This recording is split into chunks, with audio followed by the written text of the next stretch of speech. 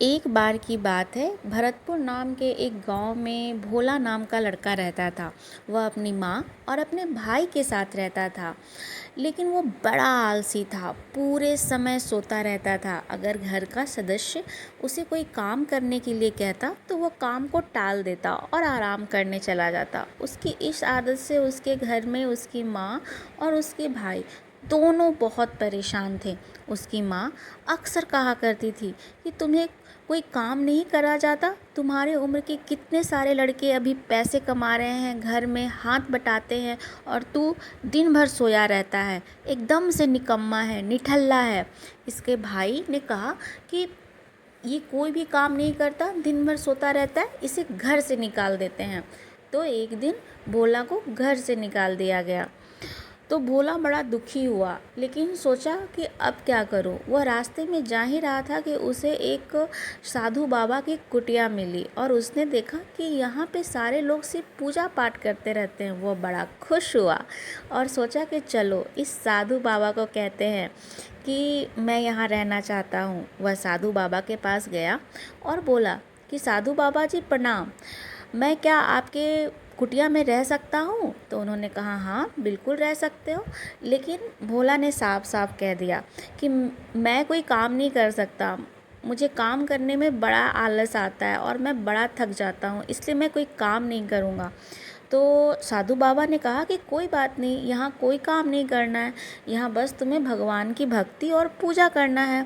उसने कहा हाँ ये काम तो मैं आराम से कर लूँगा, ये काम करने में मुझे कोई परेशानी नहीं है। तो भोला वहाँ रहने लगा और अच्छे से पूजा पाठ करने लगा और स्वादिष्ट स्वादिष्ट खाने खाने लगा। और जब वह बिस्तर पे सोने जाता तो उस समय सोचता कि मेरे भाई और मेरे माँ अभी मुझे देखते तब उन्हें पता चलता कि बिना काम किए हुए भी कितने स्वादिष्ट और मीठे पकवान मुझे मिल रहे हैं, कितने मज़े की मैं ज़िंदगी जी रहा हूँ। वो बहुत खुश हो रहा था। फिर ऐसे ही चलता रहा, और एक दिन जब वो खाने के लिए रसोई घर में गया तो देखता है कि कोई खाना ही नहीं बना हुआ है, रसोई घर में कोई है ही नहीं।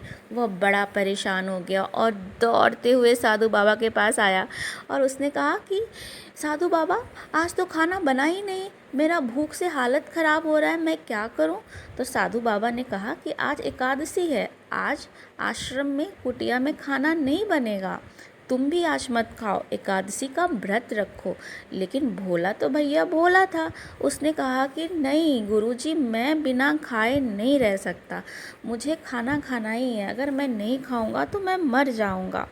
साधु बाबा उसके भोलेपन पे पिघल गए और उन्होंने कहा कि ठीक है, अगर तुझे खाना खाना है तो तुम्हें जितना राशन चाहिए वो राशन ले लो और नदी के उस पार चले जाओ और वहाँ पर जाके अपने लिए भोजन बना लो। लेकिन हाँ, भोजन बनाने के बाद भगवान श्री राम को भोग जरूर लगाना।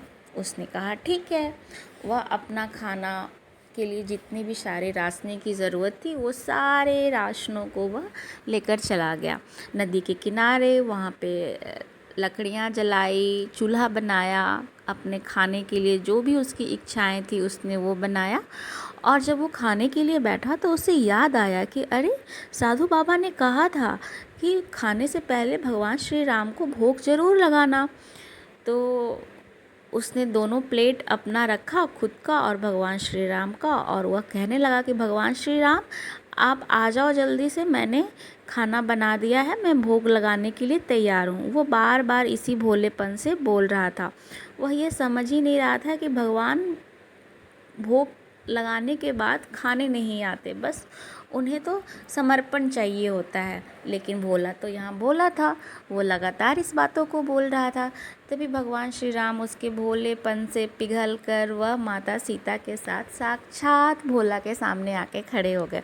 भोला प्रसन्न हो गया और बोला कि वाह भगवान, आप तो आ गए, लेकिन मैं जैसा रोज़ आपको 56 प्रकार के भोगों का भोग लगता है वैसा भोग तो नहीं बनाया मैंने। तो भगवान श्री राम ने कहा कोई बात नहीं, तुम्हारा हृदय इतना पवित्र है, तुम इतने कोमल हो, यही हमारा भोग है। तो भगवान श्री राम को उसने भोग लगाया, माता सीता को खिलाया।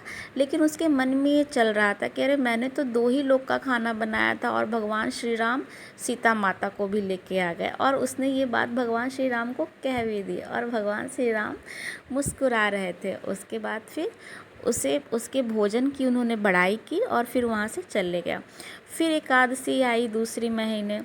फिर से भोला ने अपने गुरुदेव को कहा कि साधु बाबा, मुझे फिर से अनाज चाहिए क्योंकि एकादशी आ रहा है और मैं नदी के पार जाकर खाना बनाऊंगा। लेकिन इस बार मुझे अनाज ज़्यादा चाहिए क्योंकि भगवान श्री राम को मैं सिर्फ बुलाता हूँ और आ जाते हैं वो माता सीता के साथ।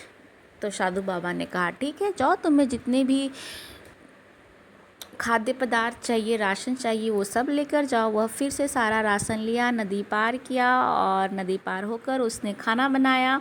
उसके बाद खाना बनने के बाद उसने प्लेटें सजाईं और उसके बाद उसने कहा कि भगवान श्री राम, भोग का समय हो गया है, मैंने भोजन बना दिया है, अब आप आके भोजन ग्रहण करें। वह बार बार इन चीज़ों को बोले। भगवान श्री राम फिर से उसकी भोलेपन से प्रभावित होकर उसके सामने आ गए और इस बार वह माता सीता के साथ साथ पूरे राम दरबार के साथ आ गए। उनके चारों भाई, उनकी पत्नियां सब आ गए। इस बार भोला बड़ा परेशान हो गया कि अरे भाई, मैं तो सिर्फ भगवान राम को बुलाता हूँ तो वो माता सीता के साथ आ जाते हैं। जब मैं उन्हें माता सीता के साथ बुलाता हूँ तो पूरा उनका परिवार आ जाता है। अब मैं कैसे उन्हें इतना खिलाऊं? लेकिन फिर भी उसने सारे लोग जितने भी आए थे उन सभी को भोग लगाया और उसके बाद भगवान श्री राम उससे प्रसन्न हुए, उसके खाने की बड़ाई की और फिर वहाँ से अंतर ध्यान हो गया। फिर से एकादशी आई तीसरे महीने। फिर से वह साधु बाबा के पास गया कि साधु बाबा, मुझे इस बार राशन में और भी ज़्यादा सामान चाहिए। मैं बुलाता हूँ सिर्फ भगवान श्री राम को और वो आ जाते हैं सीता माता के साथ। फिर मैं उन्हें बुलाता हूँ तो वो पूरे परिवार के साथ आ जाते हैं। साधु बाबा को थोड़ा सा शक हुआ कि कहीं यह भोला मूर्ख तो मुझे नहीं बना रहा, कहीं यह जाके सारे अनाज को बेच तो नहीं जा रहा है, इसलिए चलो इसे देखता हूँ क्या ये करता है। तो इस बार साधु बाबा भोला के पीछे पीछे गए और देखा कि भोला खाना बनाने की तैयारी कर रहा है और उसने बोलना शुरू किया। और भोला ये सोच रहा था कि हर बार मैं भगवान श्री राम को बुलाता हूँ और अपने साथ वो ज़्यादा लोग को लेके आ जाते हैं, तो इस बार खाना बनाने से पहले ही मैं भगवान श्री राम को बुला लेता हूँ, जिससे मुझे पता चल जाएगा कि वो कितने लोगों को लेकर आ रहे हैं। भोला ने ऐसा ही किया। उसने भगवान श्री राम को याद किया और भगवान श्री राम को कहा कि भगवान श्री राम, भोग तैयार हो गया है, आप खाने के लिए आ जाएं। भगवान श्री राम पूरे परिवार के साथ आ गए तो देखा कि यहाँ तो खाना बना ही नहीं है। तभी उन्होंने भोला से पूछा कि भोला, तुमने तो कहा कि खाना तैयार है, फिर यहाँ भोज तो तैयार है ही नहीं, तुमने हमें क्यों बुलाया? तो भोला अपने भोलेपन से फिर से कहा कि भगवान, आपको जब भी मैं बुलाता हूँ तो आप ज़्यादा लोग के साथ आ जाते हैं, इसलिए मैंने सोचा कि इस बार आपको पहले ही बुला लूँ, उसके बाद खाना बनाऊँ। लेकिन अब आप आ ही गए हैं तो थोड़ा सा खाना बनाने में मदद ही कर दीजिए। तभी भगवान श्री राम मुस्कुराए और सीता माता को बोला कि तुम सब्जियां काटो, राम तुम जाके लकड़ियां लाओ, भरत तुम चूल्हे की व्यवस्था करो। ऐसे करके उन्होंने सारे लोगों के काम बांट दिए और स्वयं ही भोजन बनाने लगे। यह सब अब पीछे से गुरुदेव देख रहे थे और उन्होंने बुलाया और कहा कि तुम ये क्या कर रहे हो, तुम किससे बातें कर रहे हो? तो भोला ने कहा कि मैं तो भगवान राम से बात कर रहा हूँ, वो मेरे सामने हैं, वो खाना बना रहे हैं। तो वो बोला, कहाँ खाना बना रहे हैं? गुरुदेव ने कहा कि यहाँ पे तो मुझे कोई भगवान नहीं दिख रहे हैं। लेकिन भोला कह रहा है कि नहीं, मुझे तो भगवान दिख रहे हैं, भगवान खा रहे हैं और मैं तो भगवान से खाना बना रहा हूँ। तो वहाँ पे गुरुदेव को समझ में आ गया कि भगवान भोला के भोलेपन से प्रसन्न होकर उसे दर्शन दिया और हमें नहीं दे रहे हैं। तभी भोला ने कहा कि भगवान, आप मेरे गुरुदेव को भी दर्शन दें, वो भी आपके दर्शनों के प्रार्थी हैं।